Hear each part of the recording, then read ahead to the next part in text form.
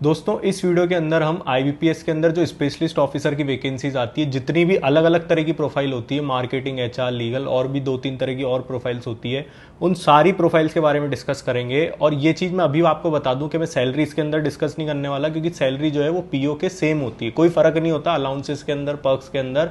जो एक पीओ को मिलते हैं वो स्पेशलिस्ट ऑफिसर को मिलते हैं, और प्रमोशन स्ट्रक्चर में भी इनके कोई फर्क नहीं होता। वही 3-3 साल में ये नेक्स्ट पोस्ट के लिए जो है वो एलिजिबल होते चले जाते हैं। तो इन दो चीज के बारे में हम डिस्कस नहीं करेंगे। बाकी जो अंदर की जो गहरी चीजें होती है, कैसे इनका पोस्टिंग होती है, किस तरीके की इनकी वर्क प्रोफाइल रहती है, इन दो चीज को लेकर काफी ज्यादा डाउट जो है वो लोगों के मन में रहता है। इस वीडियो के अंदर हम वो डिस्कस करेंगे। और उसके पहले मैं बताना चाहूंगा, जो भी बच्चे तैयारी कर रहे हैं, आपने गाइडली का नाम सुना होगा, तो उनका जो अभी बंडल पीडीएफ कोर्स है उसके अंदर समर स्पेशल ऑफर चल रहा है। केवल 380 रुपीज में आपको मिलेगा अगर आप हमारा कूपन कोड JEN12 लगाओगे। लिंक मैं इसका नीचे डिस्क्रिप्शन और पिंड कमेंट में शेयर कर दे रहा हूं, तो आप वहां से जाके इसकी पूरी डिटेल्स जो है वो देख सकते हैं। देखो, सबसे पहले हम बात करते हैं मार्केटिंग ऑफिसर की।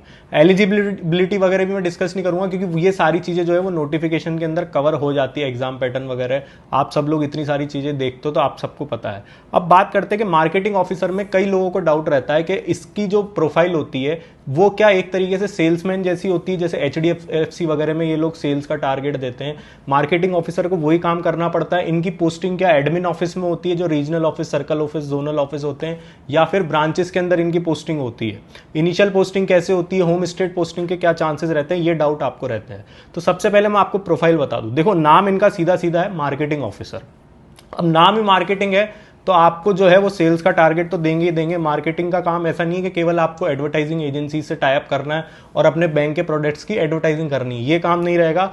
प्रेशर टारगेट्स का पूरा भर के ऊपर आपके ऊपर जो है वो आएगा। आपको डिपॉजिट खुलवाने का टारगेट का प्रेशर आएगा, एडवांसेस का टारगेट आपके ऊपर आएगा, रिटेल लोन्स वगैरह का, जो ये कॉर्पोरेट लोन्स वगैरह होते हैं, इनका प्रेशर भी आपके ऊपर आएगा। तो ये जो मार्केटिंग की प्रोफाइल रहती है ये ग्राउंड वर्क के ऊपर होती है। और इनके साथ होता क्या है, ये आपको ऐसे ब्रांच में नहीं मिलेंगे एकदम से, छोटी छोटी ब्रांचेस में नहीं रहते हैं। ये सिटीज के अंदर इनकी मैक्सिमम पोस्टिंग रहती है। इसके अंदर बस ये फायदा है। और सिटीज के अंदर ये रहता है कि इसके अंदर टायर 2, टायर 3 और अर्बन मेट्रो, ये सिटीज इसके अंदर जो है वो कवर हो जाती है। जो सेमी अर्बन सिटीज होती है वहां तक भी इनकी पोस्टिंग हो सकती है अगर बैंक की ब्रांचेस वहां पे ज्यादा है। तो आप ये मान के चलो कि 4-5 ब्रांचेस के ऊपर अमूमन एक मार्केटिंग ऑफिसर जो है वो बैंक देता है। उन 4-5 ब्रांचेस के बिजनेस का प्रेशर जो है इस मार्केटिंग ऑफिसर के थ्रू चलता है। अब यहां पे कुछ डाउट ये आता है कि जो फिर बैंक के अंदर जनरलिस्ट और जो मैनेजर वगैरह जो रहते हैं, बैंक के ब्रांच मैनेजर वगैरह रहते हैं, तो वो क्या सारा काम इन मार्केटिंग ऑफिसर से अपने टारगेट पूरे करवाते हैं, उनके ऊपर खुद के ऊपर कोई प्रेशर नहीं आता है? ऐसा नहीं है, प्रेशर उनके ऊपर भी आता है। जो ब्रांच मैनेजर होता है उसके ऊपर सबसे ज्यादा प्रेशर रहता है। लेकिन ये फील्ड जो होती है ये पर्टिकुलरली स्पेशलिस्ट मार्केटिंग ऑफिसर के लिए ही होते हैं। इसलिए इनकी जो रिव्यू वगैरह होती है, जो रिव्यू मीटिंग्स होती है, वहां पे इनको जो प्रेशराइज किया जाता है चीजों के लिए, वो टारगेट के लिए किया जाता है कि आप ब्रांच को जो है हमारा बिजनेस जो है वो लाके दो, हमारा बिजनेस बढ़ाओ। जो भी प्रोडक्ट्स जो मार्केट के अंदर आ रहे हैं, जैसे अभी आपने देखा होगा कि पेटीएम के QR कोड सब जगह दिखे हैं, तो बीच में सरकारी बैंकों के अंदर मार्केटिंग वालों पे बहुत ज्यादा प्रेशर आने लगा था कि आप भी अपने QR जो है वो प्रमोट करो। तो ये बहुत सारी चीजें रहती है। अब प्राइवेट के मार्केटिंग वालों में और इनमें फर्क होता है कि जैसे मान लो मार्केटिंग वाले बहुत बिजनेस आपको बैंक को दे रहे हैं, तो इनको पर्क्स वगैरह थोड़े बहुत एक्स्ट्रा मिल जाते हैं, जैसे इनके पॉइंट्स वगैरह कुछ रहते हैं, लेकिन इतना ज्यादा सरकारी में नहीं मिलता है। सरकारी में जो इनको सैलरी मिल रही है उतनी सैलरी इनको मिलेगी। ऐसा नहीं है कि इन्होंने एक मार्केटिंग वाले ने दूसरे मार्केटिंग वाले के मुकाबले अगर डबल बिजनेस दे दिया तो उसको सैलरी जो है वो डबल मिल जाएगी उस महीने की। ऐसा नहीं होता है। ये सेल्स का काम तो इनको करना पड़ता है, लेकिन इनकी सैलरी जो है वो सेल्स से टाई अप इनका नहीं रहता। ये सीधे सीधे मैंने आपको इनकी सारी सच्चाई जो है इस वीडियो के अंदर बता दी। अब दूसरी चीज आपको बता दूं कि पोस्टिंग कैसे होती है। देखो, इनिशियल पोस्टिंग आपको 3 से 5 साल, ये मान के चलो अगर आपका बैंक में रिक्रूटमेंट हुआ है तो हाई चांसेस है कि आपकी अदर देन होम स्टेट ही पोस्टिंग आएगी। नियर बाय होम स्टेट आ सकती है, दूर भी पोस्टिंग आ सकती है, ऑल ओवर इंडिया कहीं भी पोस्टिंग हो सकती है आपकी। लेकिन एक बार आपने 3 से 5 साल का टेन्योर अगर गुजार लिया तो उसके बाद जो है आप मार्केटिंग ऑफिसर के तौर पे अपने होम स्टेट में या होम टाउन में जो है पोस्टेड हो सकते हो, आप रिक्वेस्ट लगा सकते हो और चांसेस है मिल भी जाती है आपको वहां पे। क्योंकि मेन जो बड़ी सिटीज होती है, जैसे MP के अंदर इंदौर हो गया, भोपाल हो गया, राजस्थान में जयपुर हो गया, जोधपुर हो गया, यहाँ पे काफी सारी ब्रांचेस जो है बड़े बड़े बैंक्स की होती है, तो वहां पे इन लोग को पोस्टिंग जो है वो मिल जाती है, आप होम स्टेट से अगर बिलोंग करते हैं। तो ये इस फील्ड की सबसे बड़ी खासियत होती है, मैंने आपको बता दी। प्रेशर तो आपके ऊपर रहेगा। अब रहा सवाल यहाँ पे, क्या अगर हम टारगेट्स पूरे नहीं कर पाते हैं तो क्या ये नौकरी से निकाल देते हैं? नहीं, बैंक नौकरी से निकालता नहीं है, लेकिन ये जरूर है कि आपके प्रमोशन पे इफेक्ट पड़ेगा, आपकी पोस्टिंग पे इफेक्ट पड़ेगा। जो मार्केटिंग ऑफिसर अगर बात बात में लड़ाई करने लग गया अपने मैनेजमेंट से, तो फिर उसकी पोस्टिंग वगैरह से बैंक के पास 100 तरीके होते हैं दुश्मनी निकालने के। तो ये मेन चीज रहती है। दूसरी चीज इसमें एक चीज और लोग पूछते हैं, क्या इसके अंदर रिस्क भी एसोसिएटेड रहती है कि मान लो किसी को लोन के लिए आपने कोई ग्राहक लेके आया, तो अगर वो लोन वाला डूब गया या वो फ्रॉड निकला तो क्या आपको फंसाया जाता है? तो मार्केटिंग ऑफिसर जो है वो ना के बराबर चांसेस होते हैं फंसने के, क्योंकि इनको पावर नहीं रहती, साइनिंग अथॉरिटी जो रहती है वो मैनेजर के पास ही रहती है, इनके पास नहीं रहती। जो पीओ रिक्रूट होते हैं उनके पास रहती है। मार्केटिंग ऑफिसर केवल जो है क्लाइंट लाने का काम होता है बैंक के अंदर। ये इनका बेसिकली सारा वर्क जो है वो रहता है मार्केटिंग ऑफिसर का। अब बात करते हैं अपन दूसरी फील्ड की, लॉ।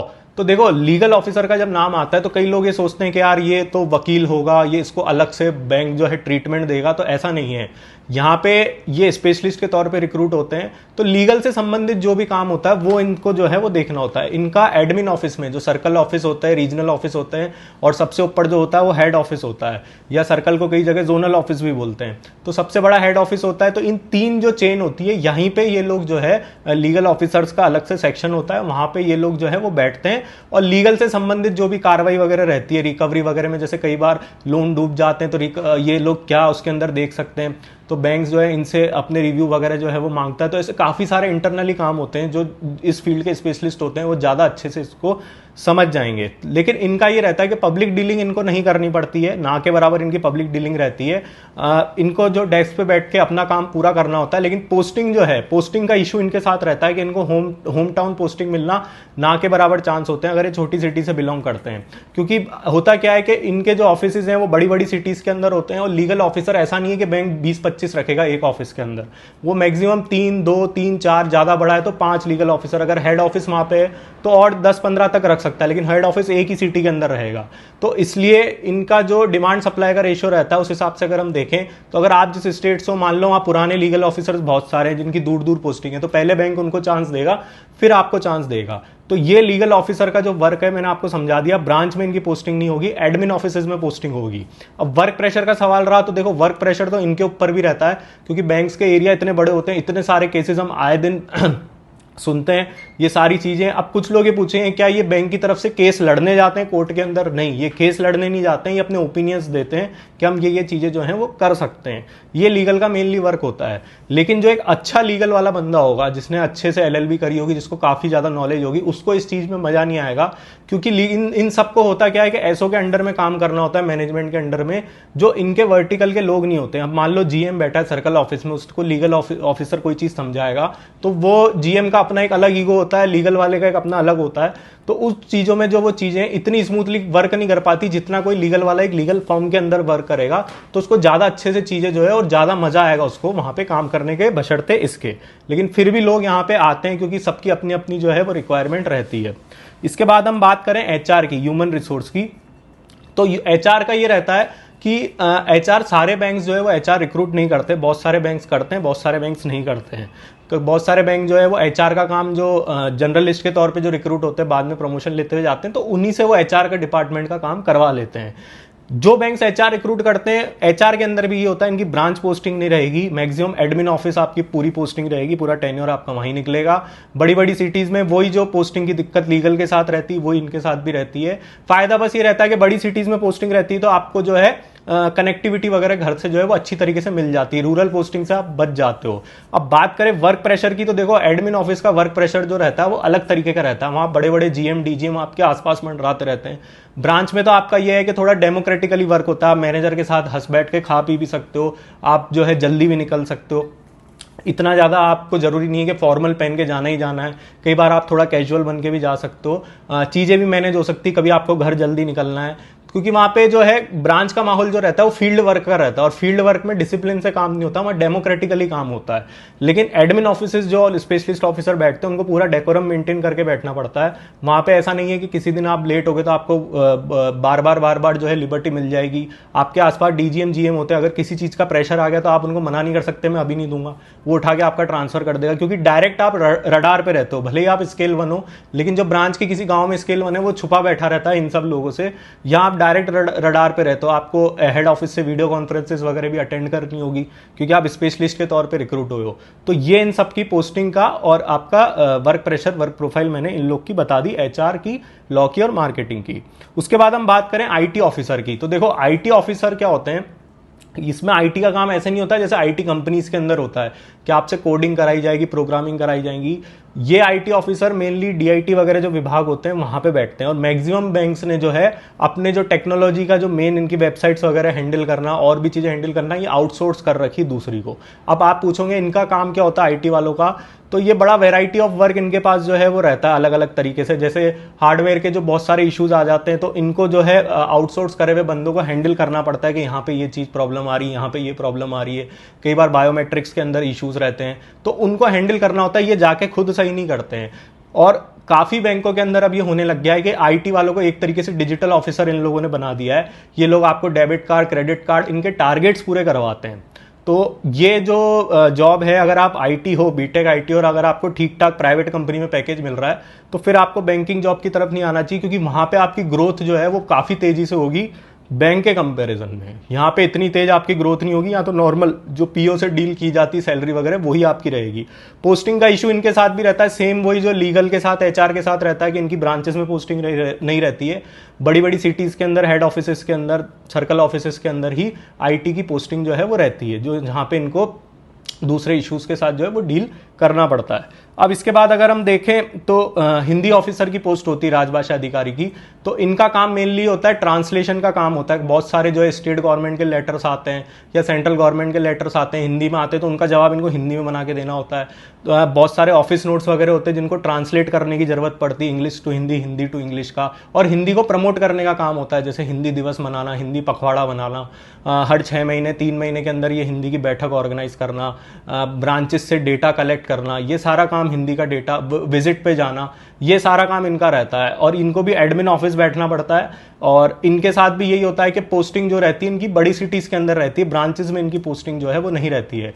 इसके अंदर एमए हिंदी होना जरूरी है, और अगर आपको अच्छी जगह जाना है तो यहाँ पे जो कॉलेज लेक्चरर वगैरह की यहाँ पे जो फील्ड होती है, टीचर्स की जो फील्ड होती है, वो फील्ड ज़्यादा सूटेबल होती है।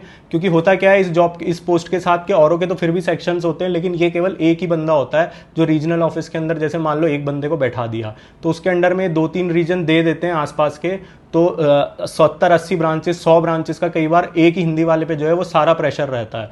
तो इतना आसान नहीं होता है जितना सामने वाले को दिखता है। जनरलिस्ट को हमेशा ये दिखता है कि स्पेशलिस्ट खुश है, लेकिन जब वो जनरलिस्ट को अगर आप मौका दो कि आप स्पेशलिस्ट बन जाओ बैंक के अंदर, तो कोई भी तैयार नहीं होता, क्योंकि उसको पता है कि मैं अभी होम टाउन पोस्टिंग लेके बैठा हूँ, ये जो मैं स्पेशलिस्ट की दिन रात आड़ती उतारता रहता हूँ कि ये जॉब अच्छी है, जॉब अच्छी है, जैसे ही मिलेगी उठा के 1000 किलोमीटर दूर पटक देंगे। और फिर हर 3-3 साल, 5-5 साल में इनका ट्रांसफर्स हो जाता है, क्योंकि स्पेशलिस्ट की कोई अलग से यूनियन बैंक के अंदर नहीं होती, वो जनरलिस्टों की यूनियन बनी हुई है, उन्हीं के आगे पीछे जो है इन लोग को घूमना पड़ता है। ये एक तरीके से ये जो प्रोफाइल्स होती है ना, जो मैं आपको बता रहा हूँ, खास करके हिंदी वाली, आईटी वाली, ये एक तरीके से आप समझ लो कि ये आपकी बिन मांगी औलाद होती है बैंक की। बैंक इनको रखना नहीं चाहता, लेकिन मजबूरी में इन सबको रखना पड़ता है। खास करके ये हिंदी वाले, लॉ वाले, ये लोग जो होते हैं ये रखना नहीं चाहता, लेकिन मजबूरी में इनको रखना पड़ता है। तो इसलिए ये मैनेजमेंट भी आपसे चिढ़ा बैठा रहता है, यार ये लोग कोई बिजनेस तो ला के देते नहीं है, और सैलरी वगैरह इनको एडमिन ऑफिस पोस्टिंग भी मिल जाती है। तो ये सारी चीज़ें इसके अंदर रहती है। इसके बाद आपका एएफओ या ईओ आप कह लो, एग्रीकल्चर फील्ड ऑफिसर जो रहता है, इन सारी प्रोफाइल्स के अंदर अगर सबसे खतरनाक, या अगर मैं गंदे शब्दों में कहूँ सबसे गंदा काम और सबसे गंदा वर्क प्रेशर अगर किसी पे रहता है तो एएफओ के ऊपर रहता है। क्योंकि एक तो इनकी बेचारों की रूरल पोस्टिंग आती है, और एग्रीकल्चर प्रोडक्ट्स के इनको टारगेट मिलते हैं, जो भी जैसे ये एग्रीकल्चर बीमा हो गया, ये किसान वगैरह के जो लोन होते हैं, केसीसी वगैरह के, इन सब का प्रेशर रहता है। इंटीरियर रूरल एरियाज में पोस्टिंग रहती है, और वर्क प्रेशर इनके ऊपर काफ़ी ज़्यादा रहता है, क्योंकि सरकारी बैंक से ही गवर्नमेंट अपने रूरल की सारी चीज़ें जो टारगेट्स रहते हैं वो सरकारी बैंकों से ही पूरे कराते हैं, क्योंकि प्राइवेट वाले इतने ज़्यादा घास इन सब चीज़ों को डालते नहीं है। तो ये फील्ड काफ़ी चैलेंजिंग रहती है। लड़की अगर कोई है तो उसको तो काफ़ी सोच समझ के इसमें जाना चाहिए, क्योंकि इंटीरियर रूरल एरियाज में पोस्टिंग मिलती है, फील्ड वर्क वहाँ पे करना पड़ता है। तो इतना आसान जो है ये इस फील्ड के अंदर काम करना रहता नहीं है ये पोस्ट वगैरह में। इसलिए ये लोग जो है नाबार्ड वगैरह में ज़्यादा ट्राई करते हैं जाने की, जहाँ पे ये रेगुलेटरी बॉडीज़ रहती है, एग्रीकल्चर रूरल बैंक्स वगैरह की। तो ये मैंने एक छोटा सा वीडियो आपको सारी प्रोफाइल समझाने के लिए बताया था। अगर इसके अलावा आपको और कोई डाउट है तो नीचे कमेंट बॉक्स में टाइप करें, और हमारी चैनल को लाइक, शेयर, सब्सक्राइब करें। आप लोग का बहुत बहुत धन्यवाद।